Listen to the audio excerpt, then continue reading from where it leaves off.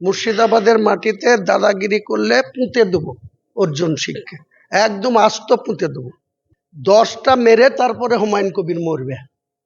হুমায়ুন কবিরের জিন্দেগি যে কোনো টাইমে চলে যেতে পারে, কিন্তু 10 জনকে আগে কবরে পুঁতবো, তারপরে হুমায়ুন কবির কবরে যাবে।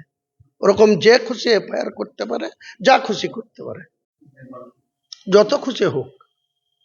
ওরকম তো ওই একজন কোরআন নিয়ে ওই একজন বিজেপির অসীম সরকার 100টা এফআইআর হয়েছিল।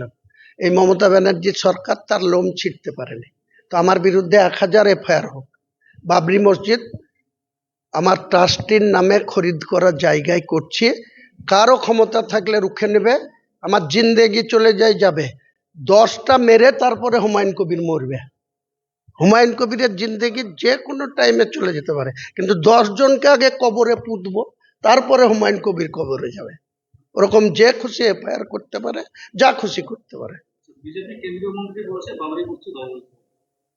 কেন্দ্রীয় মন্ত্রী আইন প্রণয়নকারী সদস্য পার্লামেন্টের, ওনাকে আইন, ওখানে মেজরিটি আছে, ওনাদের মন্ত্রিসভা থেকে বলুন যে ভারতবর্ষের সংবিধানে কারো মন্দির করা, মসজিদ করা যাবে না, সেটা ওনারা আইন করে যেটা ঘোষণা করুক, তখন ভাবা যাবে।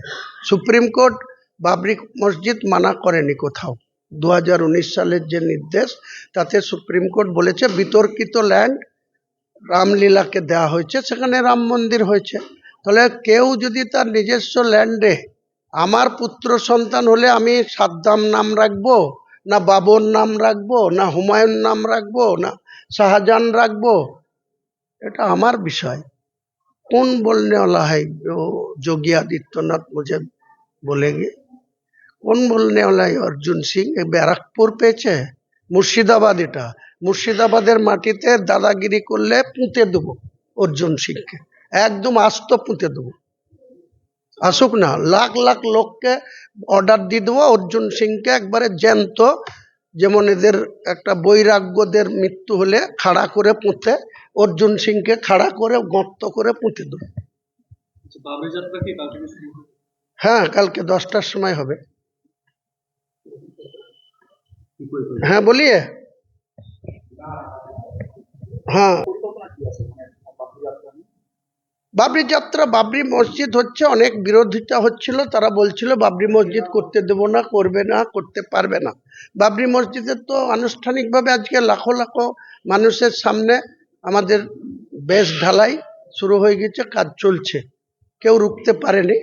আগামী দিনে বাবরি মসজিদের গোটা ভারতবর্ষের মানুষকে আরো জানানোর জন্য বাবরি যাত্রা হবে।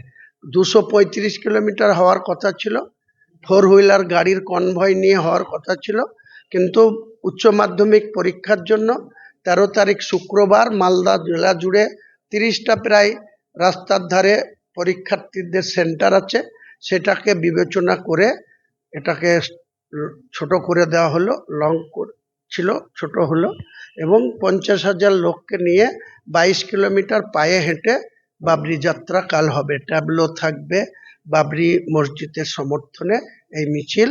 নেতৃত্ব দেবে বাবরি মসজিদের ট্রাস্টের সর্বময় কর্তা আর জেইউপি চেয়ারম্যান, জেইউপি দলের কর্মীদের নিয়ে, সমর্থকদের নিয়ে, নেতৃত্বদের নিয়ে কাল 50,000 লোক নিয়ে 22 কিলোমিটার পায়ে হেঁটে করব। পরে নেক্সট টাইম 200 গাড়ির কনভয় নিয়ে আবার পলাশী থেকে ওই ইটাহার যাব। সেটা প্রশাসনের সাথে কথা বলে, পরীক্ষা থাকবে না, ছুটি থাকবে, সেই ডেটে নেক্সট টাইম সেটা ঘোষণা করব। টেক্সটাইল মোড়ে 14 তারিখ শনিবার বেলা 10:30টার মধ্যে আমাদের হাজার হাজার কর্মী নিয়ে উপস্থিত হব।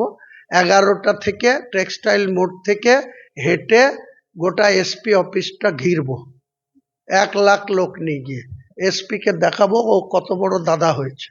ও এখানে মানুষের জমি জায়গা নিয়ে ও অ্যাসেসমেন্ট করছে। ও এখনো স্টেটমেন্ট করেছে যে যারা যারা বেআইনি রোজগার করেছে, তো এতদিনও কোথায় ছিল, কটা বেআইনি রোজগার। আমার যে সব মেয়ের নামে জমি জায়গা, এমন বাহাদুর পুলিশ অফিসার, যেখানে বিল্ডিং আছে, কনস্ট্রাকশন আছে, সেই কনস্ট্রাকশনের ল্যান্ড ফ্রিজ করেনি, বিল্ডিং ফ্রিজ করছে। এই তো হচ্ছে এদের দক্ষতা, এই তো হচ্ছে এদের চামচাগিরি করা। তার কলার ধরে জবাব নেব 14 তারিখে, কলার ধরে।